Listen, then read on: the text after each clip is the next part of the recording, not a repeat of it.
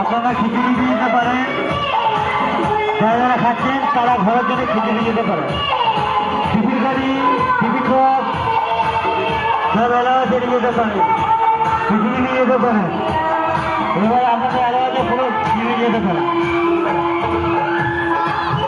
আমাদের আশা করি জগন্নাথ পুজোর কমিটির তরফ থেকে বলা হচ্ছে যে আপনারা টিফিন গাড়ি, টিফিন বক্স যা নিয়ে আসবেন খিচুড়ি নিয়ে যেতে পারেন।